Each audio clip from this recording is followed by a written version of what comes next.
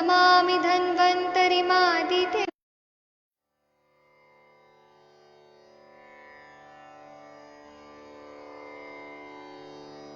ॐ नमामि धन्वन्तरिमादिदेवम् सुरासुरैर्वन्दितपादपद्मम् लोके जरारुभयमृत्युनाशनं दातारमीशं विविधौषधीनां शङ्खं चक्रं जलौकां दधतं मृतघटं चारुदोर्भिश्चतुर्भिः सूक्ष्मस्वच्छातिहृद्यं शुकपरिविलसन् मौलिमम्भोजनेत्रं कालाम्भोदोज्ज्वलाङ्गं कटितटविलसच्चारुपीताम्बराढ्यं वन्दे धन्वन्तरीतं निखिलगदवन् प्रौढदावाग्निलीलं प्रौढदावाग्निलीलं प्रौढदावाग्निलीलं। प्रणाम सभी लोग को। मैं वैद्य अरविंद पाठक आप सभी लोग का स्वागत करता हूं। सभी लोग को कोटि कोटि प्रणाम करता हूं। आइए आज हम लोग माधव निदान में प्रदर रोग जो है उसको हम लोग देखेंगे। शास्त्रों में कैसे क्या हेतु बताया है, लक्षण क्या है और उसके टाइप क्या है और उसको संप्राप्ति कैसे होती है, ये सब हम लोग देखने वाले हैं। और उसी के पैरेलल में हम लोग मॉडर्न व्यू क्या है वह भी हम लोग देखने वाले हैं। तो मैं पहले आप लोग के स्क्रीन पे लेके आता हूँ। हम लोग ये श्लोक भी पढ़ेंगे, मॉडर्न व्यू क्या है वो भी देखेंगे और फिर हम लोग बहुत मजा आएगा। कुछ नया चीज सीखने को मिलेगा आज माधव निदान से। आप लोग को स्क्रीन पे अभी आएगा, 1 मिनट रुक जाइए, मैं आप लोग को स्क्रीन पे दिखाता हूँ। हाँ, ये अश्रिगधर इस तरह का व्याधि बोला गया है हमारे ग्रंथों में, जिसको हम प्रदर बोलते हैं। तो एक एक श्लोक पढ़ेंगे। सबसे पहले आदरणीय महेंद्र सर आपसे शुरुआत करते हैं। अगर आप पढ़ेंगे तो बहुत अच्छा रहेगा। आपके पीछे से सब लोग पढ़ेंगे। नमस्कार सर। प्रणाम सर। जी सर। अश्रगधर निदान, प्रदर के निदान और भेद। वृद्धम अध्यासन अजीर्णा गर्भ प्रपदाति मैथुनाच्चै। बोलिए सब लोग, आप सब लोग बोलिए। विरुद्धम मध्य अध्यशनाद अजीर्णा दुर्भग्न गर्भ प्रपातनाथ। अच्छा, दुर्गर्भ प्रपातनाथ अति मैथुनाच यान अध्वशोकाद सर बोलेंगे सर, फिर आप। यानाद्वेशोकाद अति कर्षणाच्च भारा विघाताद छेना इद्यवाचे। यानाद्वेषोकादतिकर्षणाच्च भारविघातच्छेन्तिवाच। तम श्लेष्मे पित्तानिलसन्नपातै चतुष्प्रकारं प्रदरं वदन्ति। तम श्लेष्मे पित्तानिलसन्नपाते चतुष्कारं प्रदरं वदन्ति। आप हिंदी वाला पढ़ दीजिए सर। संयोग विरुद्ध पदार्थों का सेवन से, बहुत मद्य पीने से अथवा दूषित मद्य पीने से, भोजन के ऊपर भोजन करने से, अजीर्ण से, गर्भपात से, अत्यंत मैथुन से, बहुत मार्ग चलने से, अत्यंत शोक और लंघन करने से, भारी बोझ ढोने से, दिन में सोने से, वातज, पित्तज, कफज और त्रिदोषज 4 प्रकार के प्रदर रोग स्त्रियों के होते हैं। टिप्पणी पढ़ूं सर? हाँ जी जी सर। योनि द्वारा स्राव जो मांस के बिना होता है, सामान्यतः वह 2 प्रकार का होता है। एक वह जिसमें आर्तव न आकर सफेद मटियाला सा स्राव आता है, उसको श्वेत प्रदर कहते हैं। दूसरा वह जो विकृत होकर मासिक समय के बिना ही लाली लिए हुए अनेक रंग का आता है, उसे रक्त प्रदर कहते हैं। थैंक यू हाँ, सर। Thank you sir. इस पर थोड़ा हम चर्चा करते हैं कि ये जो बता रहे हैं संयोग विरुद्ध, तो विरुद्ध श्लोक, मेन श्लोक में विरुद्ध बताया है, विरुद्ध।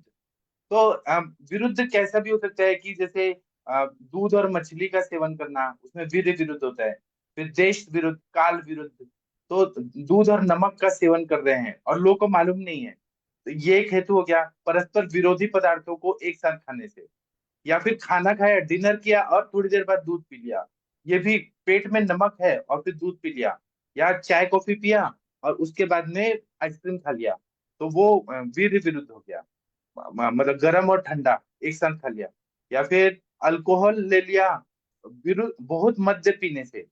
और माधव निदान के टीका में लिखा है मधुस्त्रवा में कि विकृत मद्य पीने से और बहुत ज्यादा पीने से, आजकल जो स्त्रियां पी रही हैं उनको ये प्रॉब्लम हो रही है, मेटोरेजिया मेनोरेजिया का।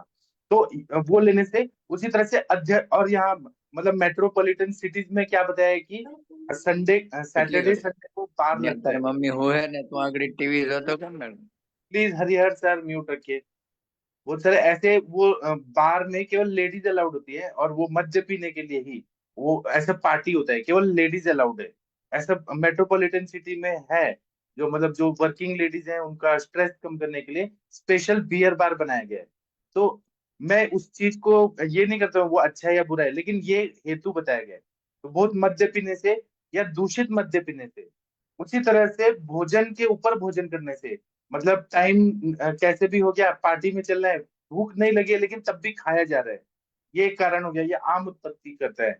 अजीर्ण अगर है, या गर्भपात अगर हो गया है, मिस कैरेज हो गया है या एबॉर्शन हो गया है, या अत्यंत मैथुन अगर किया जा रहा है, आजकल लिव इन रिलेशनशिप का जमाना आ गया है, तो ये कुछ ज्यादा ही हो रहा है।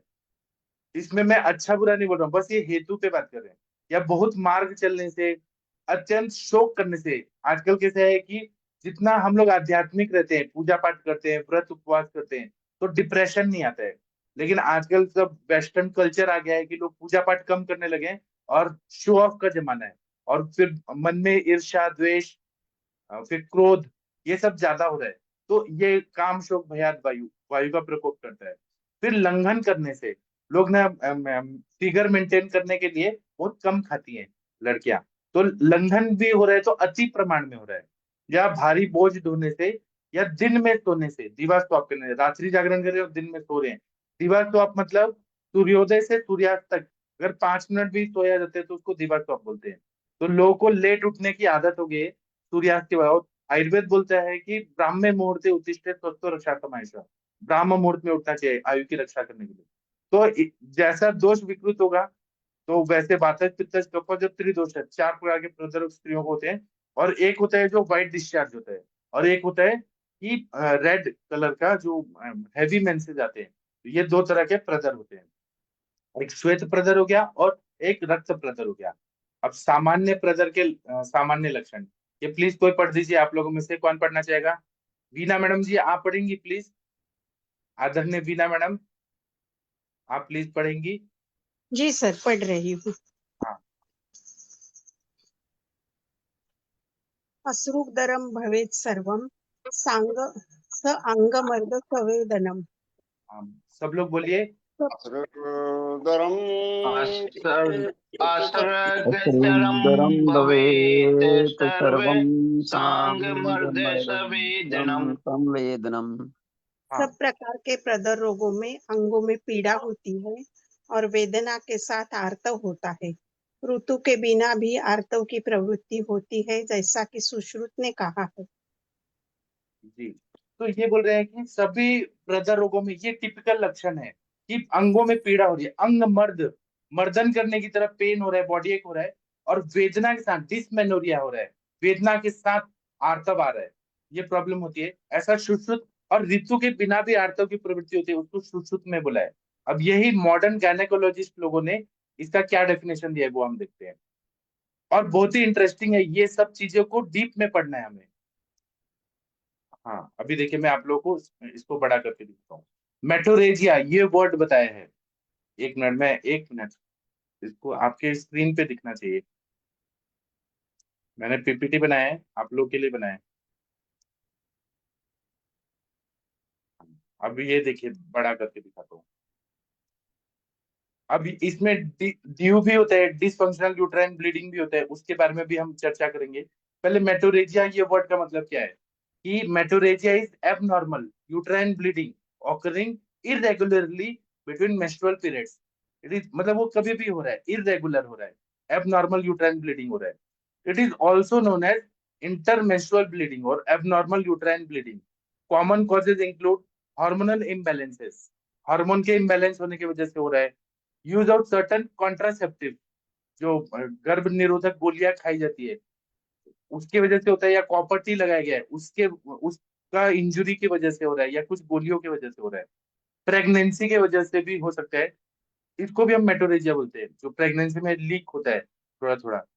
फिर यूट्राइन फाइब्रॉइड्स की वजह से हो सकता है। अब फाइब्रॉइड्स भी इंट्राम्यूलर होता है, सब सेरोसल होता है, कहाँ पे है उस पर डिपेंड करता है।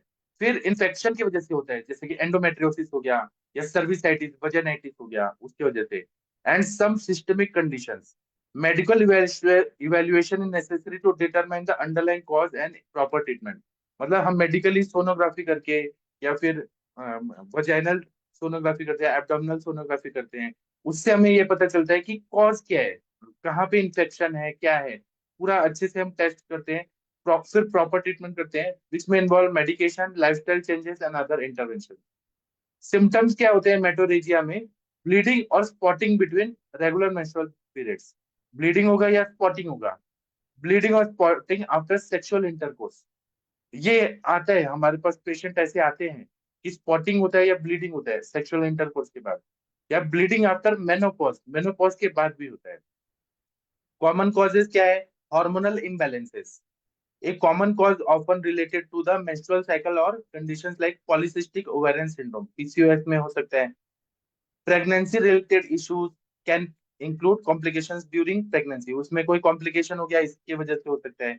Contraceptive, use of certain birth control methods such as Depo-Provera और intrauterine devices, IUDs जो रहता है, कॉपर टी वगैरह, उसके वजह से भी हो सकता है, इंजुरी की वजह से। Uterine abnormalities such as uterine fibroids और एंडोमेट्रियोसिस, इन्फेक्शन हो सकता है, जेनेटल इन्फेक्शन और कंडीशंस लाइक ट्यूबरकुलोसिस, उसके वजह से हो सकता है।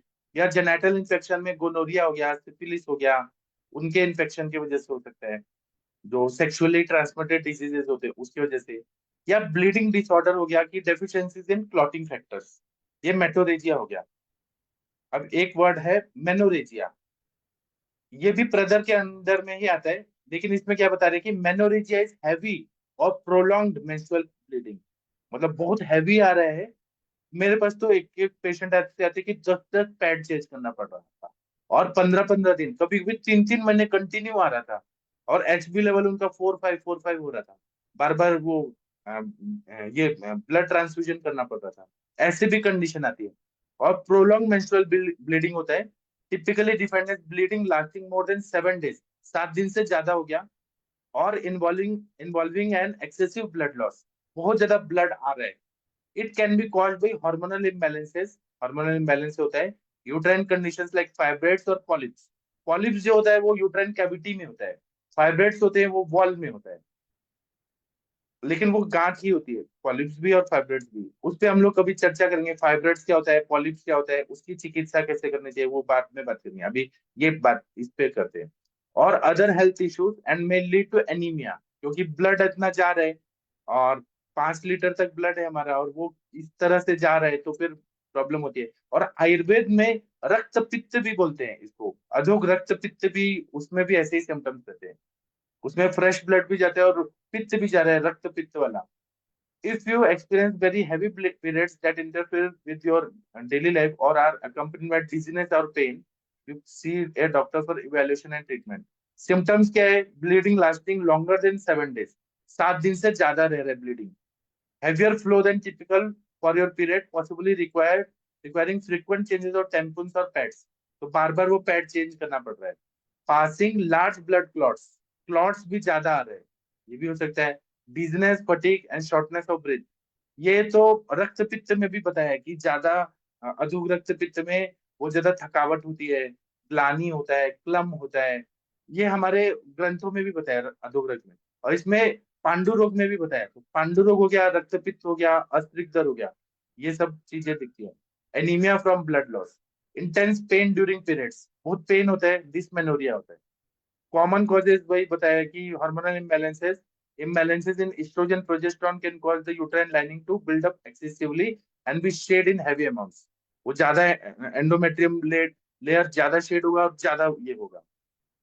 फिर यूट्राइन प्रॉब्लम्स हो सकते हैं, यूट्राइन फाइब्रॉइड्स हो सकता है, पॉलिप्स हो सकते हैं, फिर एडिनोमायोसिस हो सकता है। मायोमेट्रियम में अगर वो इन्वेजन होके मायोमेट्रियम से ये एडिनोमायोसिस के सारे लीजन्स हो रहे हैं, तो वो कॉज होते हैं हैवी ब्लीडिंग के लिए। फिर अदर कंडीशंस में पॉलीसिस्टिक ओवेरियन सिंड्रोम, डायबिटीज हो सकता है, जनरल ब्लीडिंग डिसऑर्डर हो सकता है। तो ये सब मेनोरेजिया के लिए ज्यादा दिन तक आ रहा है। मेटोरेजिया था कि इरेगुलर था, इसमें ज्यादा दिन और प्रोलॉन्ग हो रहा है। उसमें कैसे रहता है कि वो 7-7 दिन के बीच में भी आ जाता है, और इसमें तो बहुत कंटिन्यू आ रहा है। फिर प्रेगनेंसी मतलब heavy bleeding can sometimes be a sign of miscarriage. अगर ज्यादा ब्लीडिंग हो रही है तो मिसकैरेज का साइन हो सकता है। So this should be ruled out by doctor. अब ये दोनों को कॉमन एक सिम्टम होता है, इसको मेनोमेट्रोरेजिया बोलते हैं। तो ये combination of both uterine bleeding होता है, जिसमें मेनोरेजिया मतलब हैवी एंड प्रोलॉन्ग ब्लीडिंग ये हो रहा है, और मेटोरेजिया मतलब ब्लीडिंग बिटवीन पीरियड्स। अगर पीरियड का साइकिल 28 डेज है, बीच बीच में हो रहा है, तो इन दोनों का कॉमन मेटोरेजिया ये वर्ड बोलते हैं। It is characterised by abnormal uterine bleeding, या DUB बोलते हैं, dysfunctional uterine bleeding, that is both unusually heavy or occurs at frequent या irregular intervals या significantly impacting a woman's quality of life। जितना menses regular आ रहा है उतना women का लाइफ अच्छा होता है, सौंदर्य होता है अच्छा, और हर चीज अच्छा रहता है, आयु अच्छा रहता है। लेकिन यही अगर गड़बड़ा रहा है तो फिर सौंदर्यता में भी फर्क पड़ेगा, चेहरे पे रैशेस भी आएंगे, एक्ने भी होगा, और HB जितना कम होगा उतना बॉडी में जीवन कार्य नहीं होगा। Causes can include hormonal changes, fibroid polyps and other conditions। Symptoms में heavy और prolonged periods, फिर bleeding that requires changing pads और tampons every 1 to 2 hours। 1-2 घंटे में इतना वो भर जाता है कि चेंज करना पड़ता है, और लास्ट मोर देन 7 days, 7 दिन से ज्यादा हो रहा है। Bleeding between periods, other expected bleeding और spotting when you don't expect your periods to occur, कभी भी आ रहा है। Large blood clots interfere with daily activities, the bleeding is severe enough to negatively affect your physical, social and emotional wellbeing. मतलब physically भी हम लोग wellbeing नहीं है, शारीरिक रूप से, सामाजिक रूप से भी हम लोग जा नहीं पाएंगे, कहीं जाना होगा वहां नहीं जा पाएंगे, और इमोशनल माइंड में भी मूड स्विंग बहुत होता है, चिड़चिड़ापन, हंसना, रोना और इरिटेशन, ये सब होता है। कॉजेज वही बता रहे हैं, मॉडर्न साइंस वही चीज बताते हैं बार बार कि हार्मोनल इम्बैलेंस होता है, uterine condition, fibroids, non cancerous growth in the uterus को फाइब्रॉइड्स बोलते हैं, पॉलिप्स होता है यूट्राइन वॉल के अंदर, इन यूट्राइन कैविटी में वो रहता है छोटा सा, एडिनोमायोसिस रहता है। उसी तरह से अंडरलाइन डिजीज, थायराइड डिजीज और ब्लीडिंग डिसऑर्डर, और कभी कभी यूट्राइन कैंसर में भी ये चीजें दिखती है। ये मॉडर्न ने डेफिनेशन दिया हुआ है। चलिए अभी हम ना आगे बढ़ते हैं, हमारा आयुर्वेद क्या कहते हैं इसके बारे में वो हम देखते हैं। तो प्रदर के सामान्य लक्षण हमारे ग्रंथों में क्या बताया है, 1 मिनट रुक जाइए, आपको मैं स्क्रीन पे लेके आ रहा हूँ, 1 मिनट। हाँ, अभी देखिए, प्रदर के सामान्य लक्षण है कि हैवी मेंसेस आ रहे हैं, लेकिन अंग मर्द हो रहा है क्योंकि वायु प्रकोपित हुआ है। वायु जो है ना वो बहुत यहाँ पे अपान वायु की दृष्टि है, और जितना धातु क्षय होगा उतना ज्यादा पूरे बॉडी में उसका इफेक्ट आएगा। वेदना भी हो रही है अस्त्रिक धर में। अब दूसरा नंबर का श्लोक पढ़ते हैं, प्रदर के उपद्रव। आप लोगों में से कोई तो पढ़ दीजिए प्लीज, कौन पढ़ना चाहेंगे, प्लीज प्लीज कोई पढ़िए प्लीज। प्रदर के उपद्रव क्या होते हैं, कॉम्प्लिकेशन। शशि मैडम आप पढ़ेंगे प्लीज। हाँ, प्रदर के उपद्रव, तस्य अति प्रवृत्तो दौर्बल्यं, भ्रमो, मूर्छा, मदस्तृषा, दाह, प्रलापः, पाण्डुत्वं, तंद्रा रोगाश्च वातजा। तो मेनली इसमें क्या होगा, अति प्रवृत्ति में दौर्बल्य अभी आएगा, रुकिए, सब दुर्बलता लोग को होगी। श्लोक पढ़ने दीजिए, 1 मिनट। सब तस्याति लोग बोलिए वृत्तो श्लोक। दौर्बल्यं भ्रमो तो दौर्बल्यम मदस्पृशा भ्रमो मूर्छा मदस्त्रिषा मदस्पृशा दाह दाह प्रलाप प्रलाप पाण्डुत्वं पाण्डुत्वं तन्द्रा तन्द्रा रोगश्च रोगाश्च वातजा। वातजः। आह प्रलापे पाण्डुत्वं तन्द्रा रोगाश्च वातजा। हाँ, अब वाचस्पति प्रदर में हिंदी वाला पढ़िए मैम। जी सर, तो आर्तों की अति प्रवृत्ति होने पर दुर्बलता, भ्रम, मूर्छा, मद, तृषा, दाह, प्रलाप, पांडुवर्ता, तंद्रा और वातज रोग, आक्षेपक और कंप आदि होते हैं। जी सर, थैंक्स। आपने ऐसे पेशेंट देखे हैं शशि मैम? आप कुछ बोलना चाहेंगी हाँ इस सर, इस टॉपिक तरह पर? की चीजें होती है, वीकनेस की तो मेजोरिटी लोग कंप्लेन करते हैं, खास करके फाइब्रॉइड वगैरह जिन लोग को रहता है, तो मेजोरिटी लोग को हैवी ब्लीडिंग होती है। कई बार भ्रम वगैरह की कंडीशंस भी दिखती है, और ये सब एनीमिक वगैरह जो हो जाते हैं, एचबी को वगैरह कम, ये सब चीजें भी दिख जाता है। कई बार क्या होता है कि बोलते हैं कि मुझे चक्कर आ रहा है, तो ये सब चीजें भी होती हैं। प्रलाप वगैरह भी मैंने नहीं देखा है, लेकिन दाह वगैरह की या प्यास ज्यादा लग रही है, इस तरह की कंप्लेन वगैरह करते हैं। और जब सीवियर कंडीशन होता है, कई बार इतना ज्यादा खराब हो जाता है कि पेशेंट को एडमिट वगैरह करना पड़ता है, तो वहां पर ये सब चीजें सारी रहती हैं सर, भ्रम, मूर्छा, मद वगैरह हर चीज रहती है, और आक्षेपक वगैरह भी रहते हैं। जी। जी सर, थैंक यू और सर। वीना मैडम जी, आप कुछ बोलना चाहेंगी इस पर? ऐसे पेशेंट देखे हैं आपने प्रदर रोग के, अश्रुधर? हाँ सर, देखे हैं मैंने। अभी अभी अभी एक आई थी और उसको 55 ईयर ओल्ड, उसका 10 साल पहले उसका मेनोपॉज हुआ था, और 55-58 इतना उसका एज था। तो उसको 10 साल के बाद में उसको ब्लीडिंग होने लगा, तो दिखाने को आई, तो मैंने सोनोग्राफी भी को भेजा, तो उसको यूटेराइन कैंसर निकला सर। कैंसर निकला? अच्छा।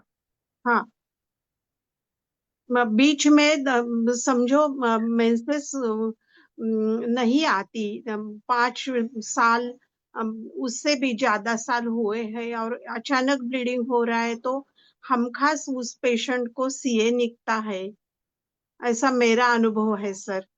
अच्छा, ऐसा भी है कि पहले हाँ 5 साल नहीं आए, मेनोपॉज के बाद और अचानक आने लगा, तो वो सीए हाँ, अच्छा। पहला विचार वो सीए का ही करना चाहिए, तो हम ट्रीटमेंट नहीं दे, उसको दिन दिन उसका नहीं बढ़ाएंगे कि पहले टाइम उसको सोनोग्राफी कर दी उसकी, तो उसको जल्दी ट्रीटमेंट मिलती है। जी, मतलब उनका टाइम पास नहीं करना है, तुरंत हाँ, डायग्नोज करके तुरंत करना चाहिए। Yes sir. सीए 125 होता है ना यूट्रस का, सीए मार्कर चेक करके और आगे सब करना चाहिए। हाँ जी, ठीक है, आगे बढ़ते हैं। ये जो है तीसरा नंबर का जो श्लोक है, आदरणीय महेंद्र सर आप भी पढ़ेंगे? आपका आवाज एकदम अच्छा है। हाँ सर। हाँ। श्लेष्मिक आदि भेद से विशेष लक्षण। आमं सपिच्छा प्रथमं स पाण्डु पुलाकेतुये प्रथमं कफातु। बोले आमं सपिच्छा प्रतिमं स पाण्डु पुलाकतोय प्रतिमं कफातु। कपातु पीतनीलासितरक्तम् उष्णं पित्तार्थियुक्तं भ्रस्वेगपित्तात्।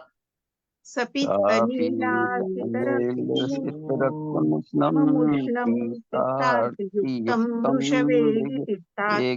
पितात् रुक्षा अरुणं फेनलम् अल्पम् अल्पं वातात् पिशितोत्काभम्। वृक्षारुणं फेनिलम् अल्पमल्पं वातार्तिवातात्रिशोदकाभम्। वातात् विशिष्टोदकाम् सच्छोद्रसर्पी हर्तालवर्णं मध्ये प्रकाशं कुणपं त्रिदोषात्। तक्षौद्रदर्शी हरितालवर्णं हरितालवर्णं मध्यप्रकाशं प्रकाशं कुणपं त्रिदोषात्। त्रिदोषात्। ये भी पढ़ो सर असाध्य के लक्षण। हाँ हाँ, जी जी सर, पढ़िए। तं चापि असाध्यं प्रवदन्ति प्रज्ञात न तत्र कुर्वीत विषक् चिकित्साम् तच्चाप्यसाध्यं प्रवदन्ति प्रज्ञा न तत्र कुर्वन्ति चिकित्साम्। चिकित्साम् सस्वते स्रवन्तीम् अति सस्वते स्रवन्ती पीमास्रावं तृष्णादाहे ज्वरान्विताम् शश्वतस्रवन्तीम् अस्त्रावतृष्णा ज्वरान्विताम् तां दुर्बलां च ताम् असाध्यां विनिर्दिशेत्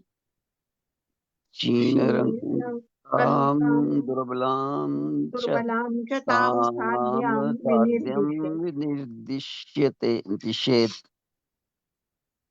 हिंदी वाला बोलिए। कपस प्रदन में आर्तव आम रसयुक्त सेमर आदि के गोंद के समान कुछ चिकना पांडुवर्ण अथवा मांस के ध्रुवन के सदृश आता है। पित्तज प्रदर में पीला, नीला, काला अथवा लाल, उष्ण, पित्तार्थी यानी दाह आदि से युक्त और अत्यंत वेग से आर्तव आता है।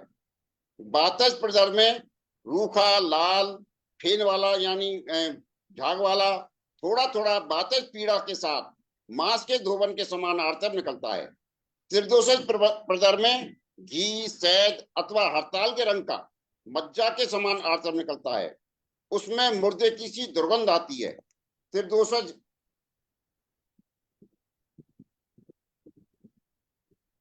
प्रदर असाध्य होता है। वैद्य को उसकी चिकित्सा ना करनी चाहिए। निरंतर आर्तव का स्राव होता हो, तृष्णा, दाह, ज्वर, रुधिर की क्षीणता और दुर्बलता ये उपद्रव हो, उसे भी असाध्य समझना चाहिए। हाँ, थैंक यू सर, आपने बहुत बढ़िया बताया। अभी इसमें बता रहे हैं कि जब कफ वाला अगर हो रहा है, कफ का उसमें अनुबंध है और प्रदर है, तो वो कैसा होगा? तो कफ जैसा आम रस संयुक्त होगा। उसमें आम एफिनिटी रहती है, आम जैसा वो रहता है, आम और कफ ऐसा आएगा। और शालमली का जो गोंद होता है उसके समान कुछ चिकना चिकना आएगा, स्निग्ध रहेगा। पांडुवर्ण का होगा मांस के धुवन के जैसा, वैसा स्मेल वाला भी आएगा, कफज प्रदर। पित्तज प्रदर में पित्त का अनुबंध है, इसलिए पीला रंग का आएगा, नीला आएगा, काला होगा, लाल होगा, उष्ण होगा। कभी कभी वहां पे अल्सरेशन भी हो जाता है वजाइना के एरिया में, सर्विक्स के एरिया में, वहां पे दाह होता है, पाक होता है। और पित्तार्थी मतलब पित्त वाला दाह ऐसा होगा जैसे कोयला जलता हुआ ऐसा आ रहा है। और मैंने ऐसे पेशेंट देखे हैं, मेरे पास आए हैं कि इतना बर्निंग हो रहा है और हैवी मेंसेस हो रहे हैं, वो रक्त पित्त जैसे ही थे। तो यहाँ पे प्रदर बोल रहे हैं। और दाह युक्त होता है, अत्यंत वेग से आर्तव आता है, प्रेशर बहुत होता है। वातज में रूखा होगा, उसमें ड्राइनेस, स्निग्धता नहीं होगी। लाल होगा, झागदार होगा, उसमें बबल्स टाइप आते हैं, थोड़ा थोड़ा होगा। और वातज पीड़ा मतलब डिस्मेनोरिया होगा, बहुत ज्यादा पेनफुल होता है। और मांस के धुवन के समान आर्तव निकलता है। त्रिदोषज में घी के जैसा आएगा, एकदम चिकनाहट वाला, शहद जैसा, उसके रंग जैसा, या हड़ताल के रंग जैसा होगा, मज्जा के समान निकलेगा। और जो डेड बॉडी होती है, वो दिनों तक डेड बॉडी रखते हैं, आप लोगों ने देखा होगा डिसेक्शन हॉल में, वैसे दुर्गंध वाला होगा। और त्रिदोष जन्य जो होगा, जो अभी बीना मैडम ने बताया कि कैंसर वाले होते हैं, तो वो असाध्य होता है। हम उसकी चिकित्सा करते हैं लेकिन वो असाध्य होता है, ठीक नहीं होता। निरंतर आर्तव का स्राव हो रहा है, प्यास लग रही है, दाह हो रहा है, ज्वर हो रहा है, रुधिर की क्षीणता, बार बार खून की कमी हो रही है, ब्लड बन नहीं रहा है और दुर्बलता हो, ये उपद्रव, तो उसे असाध्य समझना चाहिए। अब मैं बुलाना चाहूंगा अनुरिता मैडम को।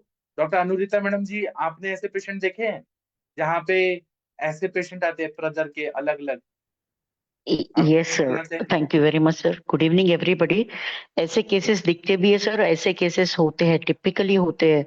आप खास करके अगर किसी को सच में स्टडी करना है या स्टूडेंट फॉर्म फेज में है, तो आप पूना में ताराचंद हॉस्पिटल है, गवर्नमेंट, सेमी गवर्नमेंट और मुंबई में पोदार हॉस्पिटल है, वहां पे आपको ये केसेस का स्टडीज दिखता है। बस शास्त्रोक्त तो ये जो भी पैरामीटर ये इतने सटीक रहते हैं, क्योंकि आप जब ट्रीटमेंट करते हो किसी पेशेंट की, तो वो कफत से पित्तर और पित्तर से वातिक स्टेज, मतलब स्टेजेस ऑफ योनि प्रदर, इसके ट्रीटमेंट के लिए भी ये सारी चीजें, ये साइंस एंड सिम्टम हमको जानने बहुत जरूरी है। जैसे अभी I get see a patient, तो कैंसर जब यूटरस रहता है या कैंसर सर्विक्स रहता है, तो हर बार आपके सामने वो पेशेंट पूरा सीटी स्कैन और ये लेके नहीं आता है, पेट स्कैन लेके नहीं आता है, लेकिन तब आपको ये सारी पैरामीटर पे, ये सारी जो भी यहाँ पे जिस प्रकार से बोला गया है, तो हम वहां पे उसका जो भी हमेशा ये ध्यान में रखना है कि डायग्नोसिस मॉडर्न के हिसाब से कुछ भी रहने दीजिए, हमारा डायग्नोसिस हमारे इन ग्रंथाधार के ऊपर रहता है। तो ट्रीटमेंट के वक्त में मैं मतलब हमारी पहले संभाषाएं होती थी, तो हमारी एक बहुत अच्छी मैडम है अंजलि मैडम, अंजना सक्सेना जो मैडम। हाँ अंजना सक्सेना मैडम, तो उनसे हमारी काफी बातचीत होती है और बहुत अच्छे अच्छे केसेस डिस्कस होते थे। सर मैंने फोन इसलिए उठाया क्योंकि मैं ऑनलाइन कंसल्टेशन पे दूसरे फोन पे हूँ, लेकिन एक same case just in 5-10 minutes पहले 7 बजे की मेरे कंसल्टेशन में, मतलब आपका मैंने लेट इसलिए लिया क्योंकि मैं उस कंसल्टेशन में थी। सर उन्होंने स्किन ट्रीटमेंट के लिए विटिलिगो के लिए डेक्सामेथासोन लिया 3 months before, and that 3 months के बाद में total a 14 years girl who's freshly started menses of 6 months, it got stopped immediately। मतलब पूरी तरह से उनकी मेंसेस बच्चे की बंद हो गई। विटिलिगो तो ठीक नहीं हुआ, वो बात अलग है। अभी वो केस मेरे सामने जो भी प्रेजेंट हुई है, जस्ट अभी मेरा ऑनलाइन बात, क्योंकि मैंने उसको 1 महीना वो वेटिंग पे थी, थोड़ा सा बिजी शेड्यूल होने की वजह से उनका अभी कंसल्टेशन हुआ। तो मैं ये बताना चाहती हूँ कि इस तरीके से अगर कोई ड्रग इंड्यूस संप्राप्ति जो आपकी पूरा हाइपोथैलेमस पिट्यूटरी एक्सिस को डिस्टर्ब करके आपकी मेलाटोनिन डिफिशियंसी करे, जो कि डायरेक्टली पीनियल ग्लैंड को रेगुलेट करती है, ये सारी चीजों में हम ये अगर एनाटॉमी है इसके पीछे का फिजियोलॉजी जान के हमारा वातज पित्तज के इस पे बेसिक इस पे भी काम करे, तो भी इतना सटीक ये चीज मिलता है। क्योंकि जब ये रक्त प्रदर की कंडीशंस में पेशेंट्स आते, इतना पेनफुल, इतना सीरियस, इतना तकलीफ रहता है, और मेन क्षयात्मक संप्राप्तियां भी बहुत रहती है, सोशल ये सारे जो भी बाइंडिंग्स रहते हैं, इसमें काफी सारी लेडीज शेयर नहीं कर पाती। तो आपको वो हिस्ट्री लेना बहुत जरूरी है, और उस हिस्ट्री में आपको पाया जाता है कि जब पेशेंट खुल के बात करता है तो इस तरीके से स्राव और गंध और ये सारी चीज बताए। इसमें सर ये जो असाध्य लक्षण बताए ना सर, ये मुझे इसलिए अच्छे लगते हैं क्योंकि आपको ये मालूम होना चाहिए कि कौन सा पेशेंट छोड़ना है। पुनब गंदी हमारे यहाँ पे काफी सारे जो अध्याय है सिद्धि स्थान है उनमें भी ये बताया, और इसमें ये लक्षण जो है, तो असाध्य व्याधि के जो लक्षण जिसमें किस तरीके का स्राव, उसकी कैसी गंध है, तो ये वजह से आपको पेशेंट कौन सा छोड़ना है। बिकॉज किसी पेशेंट के साथ में भावना के साथ में खिलवाड़ भी नहीं होनी चाहिए, और हमारी ट्रीटमेंट हमारा समय भी बर्बाद नहीं होना चाहिए। तो इसके लिए thank you very much sir. I would always suggest that कि इसमें आईसी की जब सीए सर्विक्स या सीए यूट्राइन किसी भी कंडीशन को लेके पेशेंट मेरे पास में आता है, और जब मैं उसको सेग्रीगेट करती हूँ योनि प्रदर या हमारी जो भी ये संप्राप्तियां यहाँ पे शास्त्र के आधार पे बताई गई है, रक्तज ग्रंथि या तीर्यक रक्तपित्त, ये बहुत हेल्प करती है सर, मुझे बहुत ज्यादा हेल्प करती है, खास करके ट्रीटमेंट लेवल के लिए। Thank you sir, thank you. और वो जो हमारे आचार्य थे उन लोगों ने कितना रिसर्च किया है कि ये आम रस युक्त है, वो जो आता बराबर। था तो वो सेमर के गोंद जैसा है। फिर वो त्रिदोषज बोला कि घी जैसा है, कंसिस्टेंसी, विस्कोसिटी, कितना वो लोग कलर। फिर उसके बाद में पित्त वाला है तो बर्निंग हो रहा है, मतलब साइंस सिम्टम स्टडी करना है। सर और वो आर्तव कैसा है वो भी। हाँ बोलिए। आश्चर्य की बात क्या है सर, उनके पास में कोई सोनोग्राफी या कोई स्कैन नहीं होता था, लेकिन ये जो हमारे इसमें कई जगह पे ऐसे वर्णन है, देखो मुर्दों की सी गंध आती है, तो मैं यूजुअली जब कोई मुझे ये बोलता है कि यूट्रस निकालना चाहिए कि नहीं, तो सर मेरा एक ही सवाल रहता है, आपकी सिक्रीशंस को देखिए, स्नैप निकाल के भेजिए, आपके सिक्रीशन कैसे हो रहे हैं। तो आजकल की जो हाइजीन और इसकी लेवल पे हम बात करते हैं, लेकिन पहले वाला जो तरीका था ये सारी चीजों को दर्शन स्पर्शन और ये सारी परीक्षा, आजकल ये परीक्षाएं वैद्य लोग करते नहीं है, लेकिन सर इसके प्रैक्टिकल टास्क मैं निकालती हूँ ना, तो मैं लिटरली उनको बताती हूँ कि you have to take a white cloth and you have to observe 3 menses, continuous 3 menses ये करो जो पेशेंट आता है तो, और इसमें कुछ सिक्रीशन में चेंजेस आ रहे हैं क्या, और अगर नहीं आ रहे और कोई बोल रहा है कि नहीं बहुत तकलीफ हो रही है, ब्लीडिंग रुक नहीं रहा है, पेशेंट का जो भी वेट कम हो रहा है, तो मैं उसको एक ही पूछती हूँ, अगर उस सिक्रेशन से मुर्दे जैसी महक आ रही है क्या, कि कोई इंसान मर गया या कोई कुत्ता बिल्ली अगर मर जाता है तो उसमें से जो एकदम it's very foul smelling with ammonia, अगर वैसी स्मेल आती है आप इमीडिएटली हिस्टेक्टोमी कर दो, अगर पेशेंट मुझे कोई ऑनलाइन कंसल्टेशन पे। तो सर आपको ये सारे पैरामीटर्स बहुत फायदा देते हैं sir. Thank you sir, thank you for giving. और ये अनिरुद्धा जी, होता है कि अनिरुद्धा जी, मांस के धुवन के समान, मतलब उन्होंने क्या हाँ क्या चीज, कैसे वो आ रहा है कलर, उपमा देख देख के वो उन्होंने कितना मतलब सादृश्यता लिया है। ऐसे आप पहचानो, ये चीज देख के ही पहचानो कैसा आ वही रहा है। वही। अनिरुद्धा जी, हाँ जी, हाँ, नमस्ते। नमस्ते। आपका ये बहुत अच्छा मुझे लगता है कि हमारे मर्यादा हम पहचाननी चाहिए। बिल्कुल मैम, बिल्कुल मैम, इसका कब, वजह ये है हाँ, हमारे आयुर्वेद में अगर हम अच्छी तरीके से साइंटिफिक वे में आगे नहीं जाएंगे तो मैडम हमारे इसको वैसे ही कोई लोग साइंस नहीं मानते। हमारा झगड़ा उस लेवल पे चलता है, हमारी जो भी बातचीत, और मतलब हम जब नेशनल इंटरनेशनल कॉन्फ्रेंसेस में जब हम पैनलिस्ट करके जाते हैं तो मैं सिर्फ और सिर्फ आयुर्वेद ही मेरे मुंह से निकलता है, फिर वो मॉडर्न का होने दो, वो इंटरनेशनल होने दो, या फिर वो कितने भी बड़े सीफा वगैरह जैसे होने दो। तो ये वजह से अगर हम हमारे लिमिटेशन नहीं जानेंगे और उसका सॉल्यूशन प्रैक्टिकल मॉडिफाइड नहीं निकालेंगे, नहीं नहीं हमें पुराने तरीके से करके बैठना है, ऐसा नहीं है। आपको चेंज करना पड़ता है, आपको चेंज होना पड़ता है। और ये वजह है, जैसे there are lot of cases, जब चांस मिलेगा, कि अभी माधव निदान बहुत अच्छा चल रहा है और मुझे बहुत अच्छा लगता है सर से ये सीखना। Thank you madam, thank you very much. Okay, thank you. हाँ, चलिए, और कोई कुछ बोलना चाहते हैं तो बोल सकते हैं। शशि मैडम आप कुछ बोलना चाहती हैं? किसी को कुछ बोलना है तो बोलिए, शशि मैडम या महेंद्र सर कुछ बोलना चाहते हैं आप तो बोल सकते हैं। सर ये जो त्रिदोष प्रदर वाला बोला गया है ना सर, ये जी। मैंने देखा है सर, लिटरली देखा है। वहां पे कलरेशन चेंजेस देखे हैं, इवन जो स्मेल चेंजेस है वो देखे, और ये जो है ना शहद और ये सारी चीजें, तो वो बताता है पेशेंट कि हमेशा लिक्विड या उसकी विस्कोसिटी या उसका डेंसिटी जो भी है सिक्रीशंस का, ऐसे आपको कंडीशन, लेकिन आपको पूछना पड़ता है, वो बहुत डिफिकल्ट होता है, but you need to counsel. और इसकी चिकित्सा भी क्या बताइए, चरक संहिता में अगर हम देखेंगे चिकित्सा स्थान में, तो क्या बताया कि अग्नि संदीपनार्थम च, मतलब अग्नि को बढ़ाना है, रक्त संग्रहणाय च, रक्त को हमें बचाना है, रक्त का संग्रहण करना है, दोषाणाम पाचनार्थम च, दोषों का पाचन करना है हमें, आम दोष का, या फिर जो वातित कफ जो सामता है, साम पित्त साम कफ साम वायु, और फिर परम तिक्त रूपाचरित, फिर तिक्त रसात्मक औषधियां देना है। और उसके लिए फिर आगे हम चिकित्सा का भी अभी चर्चा करेंगे। पहले एक लास्ट श्लोक पढ़ लेते हैं विशुद्ध आर्तव का। हाँ, आदरणीय महेंद्र सर आप कृपया पढ़िए प्लीज, 6-7। हाँ सर। हाँ। मासात निष्पक्षदार्थी पंचरात्रानुबंधी च। बोलिए सब लोग। मासात् निपच्छिन्दाति पंचरात्रनुबन्धि पंचरात्रानुबन्धि च नैवाति बहुलात् पार्थवम् शुद्धम् आदसीत्। नैवाति आति बहुलात् बहुलात् शुद्धमार्तवम् मार्तवम् दिशेत्। मादिशेत्। ससास प्रतिमं यच्च यद्वालाक्षारसोपमम्।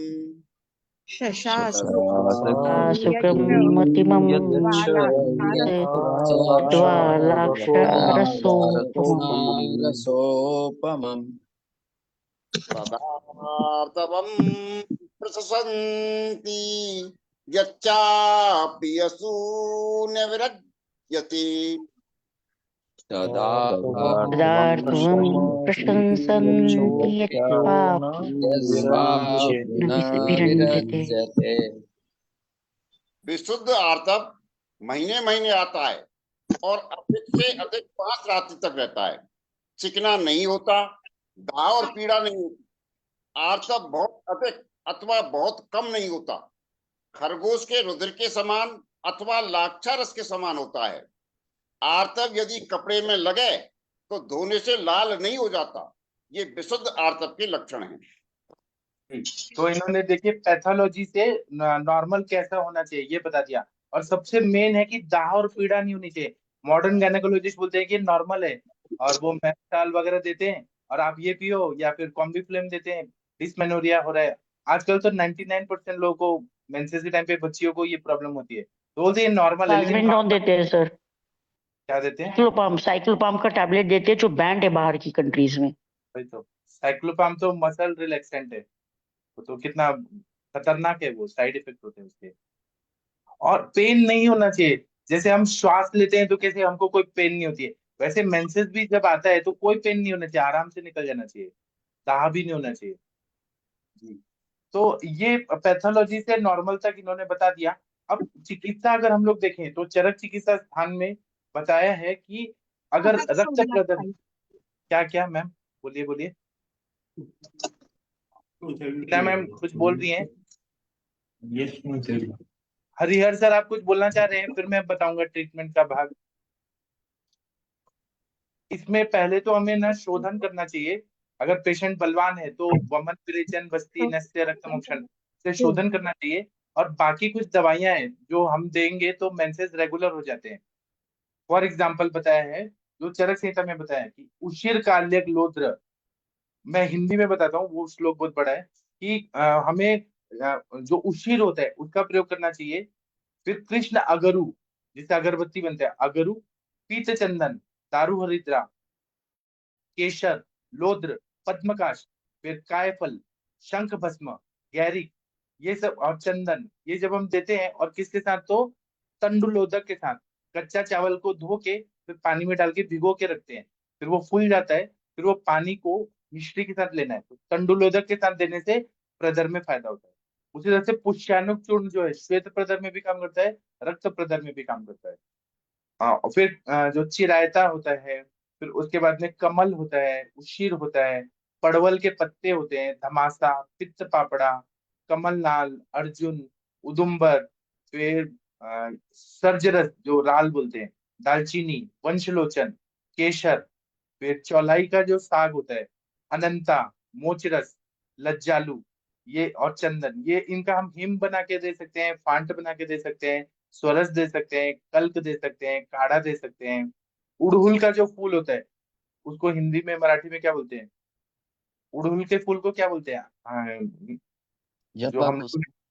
जपा कुसुम, उसका अगर हमने क्या बोलते हैं सर? हिबिस्कस, हिबिस्कस ना सर? हाँ, हाँ, वो जपा का जपाइए गुड़हल है जो अब बहुत अब मिलता है। गुड़हल, हाँ जासूस बोलते हैं ना सर। हाँ, तो उससे भी बहुत अच्छा फायदा होता है, मेंसेस रेगुलर हो जाते हैं। फिर इसी तरह से दशमूल जो रहता है वो बहुत अच्छा काम करता है, काकोली, शीर काकोली, चंदन, और फिर इलायची, बकरी के दूध के साथ या गाय के दूध के साथ सिद्ध करके दे दिया तो बहुत अच्छा होता है। वड़ का अंकुर होता है, वो एंडोमेट्रियोसिस में भी काम करता है, बटांकुर सिद्ध करके दूध के साथ वो दे, दूध चावल खिलाए, और कमल, शुंठी, ये सब दे, कंडीशन या रक्त प्रदर है, मतलब अधोग रक्तपित्त है तो अडुलसा वमन देके फिर अडुलसा दे, उसमें घी से तेरे बासा घृत है। फिर कुटज, कुटज का प्रयोग हम लोग अलग अलग तरह से, कुटजा रिष्ट, कुटजावले, त्वरस वगैरह से दे सकते हैं, मोचरस दे सकते हैं, और काली मिट्टी का हम लेप लगा सकते हैं उधर पे, यष्टि मधु दें, और तंडुलोदक के साथ दे तो बहुत अच्छा फायदा होता है। काला तिल का कल्प अगर दे तो आर्तव अच्छे से उत्पन्न होता है। काला तिल को दूध के, बकरी के दूध के साथ अगर सेवन कराएं तो एक्स्ट्रा रक्त आना बंद हो जाता है और आर्तव अच्छा से उत्पन्न होने लगता है। इस तरह से कंडीशन के हिसाब से महायोगा गुल, मोचरस, लाक्षा, मौक्तिक, प्रवाल, कामदुधा, चंद्र प्रभावटी, नागकेशर चूर्ण, लोहा परपटी, बोल परपटी, और कुटजावले, दाढ़ीमावले, फिर मक्खन, फिर घी, मधु, और खाने के बाद हम कुटजा रिष्ट, लोद्रास्तव, अशोका रिष्ट, चंदनास्तव, उशिरास्तव, सारिवाद्यास्तव, महामंजिष्ठादि क्वाद, ये दे सकते हैं। और दूसरा क्या है कि और हेतु क्या है, उसमें डिफरेंशियल डायग्नोसिस करना है मॉडर्न के हिसाब से। आयुर्वेद का तो हम करते ही हैं, लेकिन एडिनोमायोसिस है क्या, पॉलिप है क्या, यूट्राइन फाइब्रॉइड है क्या, एंडोमेट्रियोसिस है क्या, या पेल्विक इन्फ्लेमेटरी डिजीज है, पीआईडी है क्या, क्या है वो डायग्नोस करके, अगर इन्फेक्शन वाली पैथोलॉजी है इन्फ्लेमेशन तो सूक्ष्म त्रिफला एकेटी देके योनि धावन करे, पंचबलकल क्वाथ या त्रिफला क्वाथ। चिकित्सा पे आप लोग बताइए, आप लोग क्या देते हैं? अनुरिता मैम, आप कुछ बताना चाहेंगी इस पे? सर आपने यहाँ पे जो मतलब क्लासिकल में ये चीज सोच रही थी कि चक्रपाणी जी, उसके बाद मतलब हमारे चरक जी, सुश्रुत जी और यहाँ के रेफरेंस, ये रेफरेंस इनका तरीका बताने का देखिए ना, जो सेल्फ डायग्नोसिस है उस डायग्नोसिस तक पहुंचते हैं। उन्होंने पहले लक्षण विशुद्धि के नहीं बताया, बाद में विशुद्धि के बताया, मतलब हमें ट्रीटमेंट भी क्लियर होनी चाहिए कि हमारा देने की वजह से। लेकिन सर इस हिसाब से अगर बोलेंगे तो आपको लगता है सर 90% लोगों को 5 दिन तक रक्तस्राव नहीं होता है, और आर्तव और रज ये कंसेप्ट ही लोगों का क्लियर नहीं है। मतलब हमारे चरकाचार्य जी ने ये कंसेप्ट आर्तव और ऐसे अलग से उल्लेख नहीं किया है, रस का उपधातु करके किया है। लेकिन चक्रपाणी जी और अरुण दत्त जी की टीका आप देखिए, उसमें बताया गया है। तो हम कुछ लोग जैसे अरुण दत्त जी इसको सीधा आहार रस का धातु मानते हैं, लेकिन चरकाचार्य जी भी और सुश्रुताचार्य, और यहाँ पे भी रेफरेंस जो मिलता है कि यहाँ पे उपधातु है वो रस धातु का, और जब वो 3-4 दिन में सारा मलिन रक्त जो भी है इकट्ठा हुआ है, सारे दोषों के साथ में है, दोष सहित जो रज बाहर जाता है उसको आर्तव बोला गया। तो इसकी वजह से हमारी डिफरेंशियल डायग्नोसिस में आर्तव दोष अलग है, रज दोष अलग है, रज काल के वक्त की चर्या अलग बताएगी। तो ये सारी चीजों को देखते हुए सर ट्रीटमेंट लेवल जब मेरा, because I deal with more gynaecological problem during treating during infertility, जो मेरा प्रैक्टिस है। और अभी even at the age of 20, 19, 18, 21, इस दौरान भी पीसीओडी और पीसीओएस इतने कॉमनली मिलते हैं कि ये पहली जो मतलब ये जो डेफिनेशन है, ये मैं मेरे आयुर्वेद की जैसे बच्चों को सिखाती हूँ सर, वैसे ही मैं मेरे नेचुरोपैथ वाले और योगा के स्टूडेंट्स को भी सिखाती हूँ कि first you should know what is normal menses. और अगर वहां पे पेन, वहां पे अगर ड्यूरेशन कम हो रहा है, या फिर आपकी जो भी क्वांटिटी या और क्वालिटी, ये दोनों चीज में कम ह्रास आ रहा है, तो सीधी सी बात है उसका आहार रस अच्छे से तैयार ना होने की वजह से there is completely changes into सामता इन या अग्नि मान्यता इनटू योर रस रक्त मांस में दस्ती मज्जा शुक्र। और वहीं पे हमारा जो 7वां आर्तव करके बोला गया है, या हमारी जो भी संप्राप्ति है उसको ट्रीट करते वक्त मैं आपको इन सारी मैं मतलब gynaecological problem, infertility and main cancer, क्योंकि CA breast, CA uterus, CA uterus and cervix metastasize, ये इतने कॉमन केसेस अभी हो गए सर 22 एंड 32 एज में case with last age CA breast and CA cervix आ रहे। तो इस वजह से हमारे लिए एज एन आयुर्वेद प्रैक्टिस में आप भले ही इनफर्टिलिटी या कैंसर स्पेशलिस्ट नहीं हो, लेकिन आपको बेसिक जो हमारा विशुद्ध आर्तव है उसके लक्षण मालूम होना बहुत जरूरी है।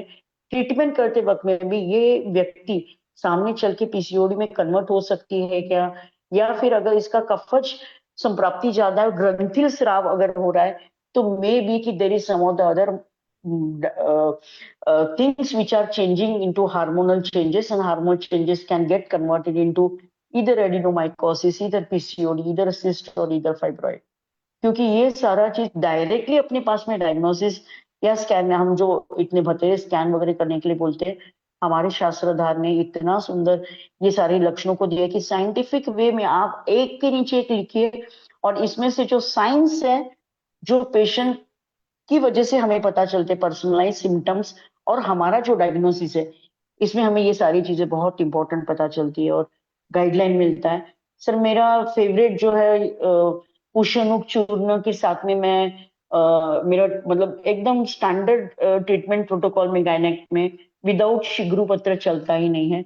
शिगुरु पत्र, चंदन, सारीवा, उसके बाद में पटोल कटु, क्योंकि काफी जगह पे ना सर जब आजकल मेंसेस की बच्चियां जब प्रॉब्लम लेके आती है तो वो एक चीज जरूर बोलती है, बॉडी एक और हल्का सा मंद ज्वर। तो मैं गुरुची, पटोल, सारीवा, ये सारी चीजों का फांट फॉर्मेट में, नहीं तो चूर्ण फॉर्मेट से ज्यादा घन फॉर्मेट में दे देती हूँ। या फिर हमारा जो रक्तपाचक और रसपाचक है, रसपाचक की जितनी हमारी घटक है वो चीजों जो आपको इजीली अवेलेबल मिल जाती है, या फिर आपके पास में अगर अच्छा घन है रसपाचक या रक्तपाचक, आप उससे शुरुआत करिए। आपको मतलब नष्ट पुष्पांतक रस के पहले आपको ये रिजल्ट मिल जाता है सर। मुझे कभी भी रसौषधि में मैं एकदम लास्ट स्टेज में जाती हूँ, वो भी जब लास्ट स्टेज कैंसर या एकदम दुर्दम अवस्था आती, वाइटल्स पूरे और अपने पास में कुछ घंटे दिए गए 72 आवर्स या कुछ ऐसे, तभी मैं सुवर्ण, गैरिक और सॉरी हीरक और इस पे जाती हूँ। लेकिन उसके पहले आर्द्रक स्वरस अगर कहीं पे नष्टार्थ है तो मैम से डिस्कशन के बाद में तो मेरा आर्द्रक स्वरस एकदम फेवरेट हो गया है। काफी लोगों को सहन नहीं होता है तो उस वक्त में मैं माइल्ड फॉर्मेट में करके देती हूँ, लेकिन नस्य और मात्रा बस्ती मेरा फेवरेट टॉपिक है सर। शतधौत घृत और सॉरी शतावरी घृत और उसके साथ में फलघृत, ये दोनों कॉम्बिनेशन में आभ्यंतर भी देती हूँ, मात्रा बस्ती में भी देती हूँ। और दूसरी चीज मेरा माइंड हीलिंग जो ट्रीटमेंट है जिसमें मैं पेशेंट का मेडिटेशन, प्राणायाम और उसके साथ में अफर्मेशंस, ये बहुत जरूरी होता है सर आपका जब भी आपको जितने एंडोक्राइनोलॉजिकल डिसऑर्डर्स है, because nowadays I am working on to my research papers, तो जो हार्मोनल इम्बैलेंस में particularly if you are working on to endocrinal disorders, तो वहां पे यू विल सी दैट कि you get very fast result. और आपने जो बताया सर पुष्प धानवा रस तो एकदम बहुत बढ़िया चीज है, लेकिन काफी बार सर आप आरोग्यवर्धिनी दीपन पाचन के लिए अगर देते हैं और रसपाचक उसके साथ में देते हैं, तब भी आपको बस आपको संप्राप्ति पता चलनी चाहिए। और ग्रंथाधार आप लीजिए, ग्रंथाधार लेने के बाद में आपका डिफरेंशियल डायग्नोसिस बहुत पक्का हो जाता है। बट लाइन ऑफ ट्रीटमेंट में मेरे जो ये कटोल किरात तिक्त और ये जितने भी हमारे तिक्त रसात्मक द्रव्य, अभी आपने भी सर एक ट्रीटमेंट में बोला ना सर जो इसके पहले हमारा चल रहा था, तो उसमें सच में मैं बोलती हूँ जहां कहीं पे भी असाध्यता की तरफ जाने वाले लक्षण हैं और जहां कहीं पे भी सप्त धातु इन्वॉल्व होने की मतलब व्याधि संकर है, वहां पे जीर्ण जो भी हमारी व्याधियों की संप्राप्तियां हैं, वहां पे आपको तिक्त रस ही यूज करना पड़ता है, तभी जाके आपको जो दोषों का उत्क्लेशन, दोषों का पाचन और ये सारी चीजें मिलती है। और मुझे ये रिजल्ट स्किन, खास करके स्किन डिसऑर्डर्स, फिर वो आपकी एंडोमेट्रियोसिस में भी आपकी स्किन ही इन्वॉल्व है, you are 90% made up of skin. तो एक्सटर्नल जो हम चीज यूज करते हैं, देखिए आप हमारे जो गण हैं या आपके जो ट्रीटमेंट आपने बताया था उसमें भी चंदन यूज होता है, उसमें भी हमारी दारू हरिद्रा यूज होती है, और यही सारे गण वर्ण गण के इसमें भी आपको 60% सेम द्रव्य मिलेंगे, because we are made up of skin. It may be inside, it may be outside, संप्राप्ति वही घटित होती है, वहां पे भी शायद भ्राजक पित्त दृष्टि हो जाती होगी। तो इस वजह से कॉस्मेटिक में जो हम यूज करें या त्वचा जो कार्य है वही कार्य हमें अंदर भी लगता है जब आपको एंडोमेट्रियल लाइनिंग, एंडोमेट्रियोसिस या इस तरीके से दुर्दम जो व्याधि। और आयुर्वेद में बहुत अच्छा रिजल्ट है सर। परसों मैं पुणे आई थी और मैं जस्ट अभी आज ट्रैवलिंग करके आई हूँ ओवरनाइट। सर मैंने 72 आवर्स मांगे थे। गैंग्रीन वुंड था, गैंग्रीन के लिए उन्होंने एम्पुटेशन किया। दूसरा जो पैर का अंगूठा है वो काटने के बाद में बाजू वाला, मेरे पास में फोटोग्राफ भी है, तो उन्होंने नेक्स्ट ऑपरेशन बोला था कि एंकल से जॉइंट काटना है, एम्पुटेशन है।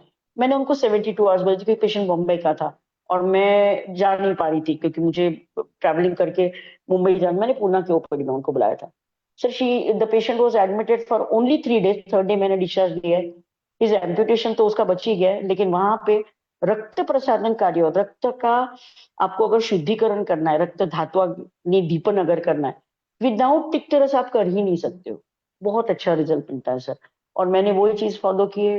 देन जो ड्रेसिंग है, मेरे ड्रेसिंग के मटेरियल सारे मैंने बिटाडीन, विदाउट स्पिरिट, एंड सबसे पहले तो वुंड ओपन करके रखा है। सर मैं आपको 6 days का स्टोरी पक्का भेजती हूँ ग्रुप पे। सिर्फ थोड़े डिफिकल्ट केसेस होते हैं तो थोड़े फोटोज अच्छे नहीं रहते, मतलब आपको देखना पड़ता है, वो बहुत डीप रहता है, मतलब हमारे इसमें जो दूषित रन बताया गया है, तो वहां पे ये सारी चीजें लागू होती है, यहाँ पे जो भी हमारे लक्षण बताए गए। Thank you very much sir. Gynaec आप प्रैक्टिस इज एक वेरी चीज ब्यूटीफुल बताइए, सर। आप इतनी इंटेलिजेंट है, आप एक चीज बताइए, मोनिका मैडम पूछ रही है कि चैट बॉक्स में कि रज और आर्तव इसमें क्या डिफरेंस है? हाँ अच्छा, मैडम देखिए हमारे चरकाचार्य जी ने आर्तव अलग से या फिर ये चीजें नहीं बोली गई, लेकिन उन्होंने जब उन्होंने अपना, आप चिकित्सा स्थान देखिए, उन्होंने ऐसा नहीं कि वो मानते नहीं है, लेकिन सुश्रुताचार्य जी का एस्पेक्ट ही एनाटॉमी वाला था। He was a surgeon, he was whatever he used to see, तो उनका प्रमाण, प्रत्यक्ष प्रमाण को उन्होंने ज्यादा महत्व दिया गया, इसलिए आपको देखिए स्रोतों में भी डिफरेंसेस नजर आते होंगे। और जो चरकाचार्य जी वो चिकित्सा प्रधान होने की वजह से उन्होंने चिकित्सा और वहां पे जो भी डायग्नोस, तो उन्होंने सिर्फ जैसे वहां पे स्टॉप किया कि भाई रस हमारा बनता है आहार रस, और पहला जो धातु बनता है उसका उपधातु हमारा रज है, ये छोड़ के, ये बोल के उन्होंने जो भी चीजें बागे आके उन्होंने डिस्प्ले ये नहीं किया है। लेकिन ट्रीटमेंट में आपको बहुत अच्छे अच्छे स्पेसिफिक इतने सुंदर उनके कुछ योग मिलते हैं जो आपको इतना सटीक रिजल्ट मिलता है आपके गायनेकोलॉजिकल डिसऑर्डर्स में। तो उसके ऊपर चक्रपाणी की जो टीका है उसमें उन्होंने क्लियर किया है कि हमारा जो भी जो एक स्त्री है जब अपने इसमें मेनार्की के बाद में जब इसमें आती है अपनी रजो दर्शन उसका जब शुरुआत हो जाता है, तो चक्रपाणी जी कहते हैं कि whatever Charaka ji has explained it doesn't mean that he doesn't accept. उन्होंने रस धातु को उपधातु तो माना ही है, लेकिन आर्तों को उन्होंने सौम्य करके माना है। अगर वो आर्तों को यू वेरी वेल नो कि जिसे बोलते हैं कि आर्तम आग्नेयम, और इस बिहाफ पे हम ट्रीटमेंट करते हैं। लेकिन जब चक्रपाणी जी की आप टीका देखेंगे तो उन्होंने बोला है कि जो रस का पूरी तरह से कंप्लीट नेचर है वो शीतवीर्यात्मक है, और उसके बाद में जब एक्सक्रीशन करने वाला यूटरस से निकलने वाला भाव पदार्थ मतलब व्हाट वी कॉल्ड आर्त, जो कि आग्नेय इन कैरेक्टर है, ये उसकी प्रधानता शायद अग्नि महाभूत से, बाकी 5 धातु से ज्यादा अग्नि महाभूत ज्यादा प्रधान होगा। स्पेसिफिक चेंजेस होते हैं। उसके बाद में वहां पे रक्त का जो भी मतलब वहां की जो भी सिक्रेशंस होती है उसका वर्ण रक्त धातु के समान नहीं होता है। उन्होंने स्पेसिफिक बताया शुद्ध अर्थ मतलब वहां पे उसका जो भी है सफेद कपड़े को दाग उसका धुल जाना चाहिए। लेकिन जब वो दोषों के साथ में रहता है तो नहीं धुलता। और ये आप प्रैक्टिकली करके देखिए मैम, बस घर में पेशेंट को करने के लिए बोलिएगा। Even you if you want to check you can check personalisedly and you will come to know कि दे आर वेरी। तो artava is been brought due to the changes in the hormones, जो कि आपके दोषों के उससे बाधित नहीं होते हैं, लेकिन उनका नॉर्मल कैरेक्टर रहता है। और जो एक जो भी हमारी चक्र है उसके हिसाब से हमारे जो भी मेंस्ट्रुएशन का 4 दिन है उसमें उनकी जो जो मतलब प्रकृति है उसके हिसाब से किसी का 4 दिन, किसी का 5 दिन, किसी का 7 दिन, वो प्रकृति के हिसाब से। तो but it is not vitiated with vata pitta कफ जो नॉर्मल आर्तव है हमारा। लेकिन हमारा जो एक्सप्लेन बाय चक्रपाणी जी वो ये थोड़ा सा डिफरेंस होता है कि वहां पे वो रजो को सौम्य मानते हैं, आर्तव को आग्नेय मानते हैं। और इसके अलावा एक जो टीका हमें थोड़ा सा डिस्टर्ब करती है दैट इज मैंने जैसे इसके पहले बताया कि रस का उपधातु नहीं, वो कंप्लीटली अलग ही मानते हैं। तो मैं बताता इन दोनों हूँ चीजों को ध्यान। मैं 1 मिनट हाँ मैं बताता हूँ फिर आप बोलिए। क्या है यस सर। कि हमारे जो आचार्य हैं उन्होंने रज और आर्तव और रक्त इसको अलग अलग नहीं बोला है, लेकिन व्यवहार में जब हम बोलते हैं शुक्र और आर्तव का संयोग से गर्भधारणा होती है, तो आर्तव जो है ना वो अंदर में जो स्त्री बीज होता है उसको ये आर्तव बोला गया है, बार बार यूज करने के हिसाब से मतलब उपयोग में लाने के लिए। और रज जो है, रज अंदर भी रहता है और जो बाहर आता है मतलब मेंसेस में जो बाहर आता है उसको रज बोला गया है, लेकिन अलग अलग नहीं बोला है। वो एक मतलब एक दूसरे से कनेक्टेड ही रहते हैं। रज के बारे में ऐसा बताया है कि नित्य क्रम में रज जो होता है स्त्री शरीर में गर्भाशय में रह के रस रक्त वाहिनियों की जो धमनियां होती है व्यान द्वारा वो अवस्थित होती है और 1 महीने तक वो अंदर रहती है। कौन तो रज। और जब गर्भधारणा नहीं हुआ तो वो अपान वायु के साथ मिलके और वह बाहर निकलती है, तो रज को मल रूपता प्राप्त होती है और वो अपत्य पथ द्वारा शरीर से बाहर निकलता है। जो महीने महीने निकलता है उसको रज बोला गया है। और जो गर्भ धारणा में जो सहयोग करती है ऐसा जो ब्लड है उसको आर्तव बोला गया है। और आर्तव की दृष्टि होती है वो, लेकिन हमें रज के रूप में दिखाई देती है। जो अष्ट दृष्टि बताई है वो आर्तव दृष्टि, 8 प्रकार के आर्तव दृष्टि को लिए, लेकिन ऐसा अंत पुष्प। डिफरेंशिएट नहीं किया कि आर्तव और रज क्या है। व्यवहार में जो बाहर आ रहा है वो रज, इसलिए रजस वाला परिचर्या। आर्तव आर्तव वाला परिचर्या ऐसा नहीं बोलते हैं। आर्तव अंदर एक्चुअली रहता सर है। अंत पुष्प को ही इन्वॉल्व किया जाता है ना, क्योंकि जो भी दृष्टि दिखती है वहां पे ओवम जो एक्सेल्स है वहीं पे दिखते, तो अंत पुष्प को ही इन्होंने आजकल जो भी कोरिलेट किया जाता है वो आर्तव को किया जाता है। लेकिन पर्टिकुलरली आप जो बता रहे वैसा ही है। और सिर्फ अगर आप ये बोलेंगे तो रज जो है मतलब जो नॉर्मल इसमें बनता है वो रज जो है इतना आग्नेय नहीं रहता है, it is saumya as compare to artava. And that is the reason characteristic के पद में जो पद्मालक्त सन्निभम या फिर शशासकम मतलब ये सारी जो भी कैरेक्टरिस्टिक्स बोली गई तो ये सारी इसमें अग्नेयता दिखाई देती है। बिल्कुल सही सर। और और क्या है, ट्रीटमेंट के बाद में आर्तव आपको जो दिखता है है सर। हर महीने में नया उत्पन्न होता है आर्तव, इसलिए बोले ऋतुभवम आर्तवम। फिर रज जो है वो मासिक जो मेंसेज आता है उसके साथ वो जोड़ा जाता है रज ज्यादातर। और आर्तव जो होता है वो नया तैयार होता है, ऐसा ब्लड नया तैयार हो रहा है और वो स्त्री ऋतुमती हो जाती है। और फिर वो गर्भ धारणा के लिए जो प्रोसेस अंदर हो रहा है वो आर्तव से जोड़ा जाता है ऐसा। लेकिन ये एकदम डिफ्रेंशिएट नहीं किया गया कि ये आर्तव है ये रज है, ऐसा किया। ठीक है, और किसी को कुछ बोलना है? वीना मैडम, वीना मैडम चली गई। चलिए अभी हम थोड़ा ब्रेक लेते हैं, हम 1 घंटे बाद फिर मिलते हैं, फिर क्लिनिकल संभाषा में जुड़ेंगे। थैंक यू, प्रणाम सभी लोग को, थैंक सभी यू को सर। धन्यवाद। नमस्कार जी।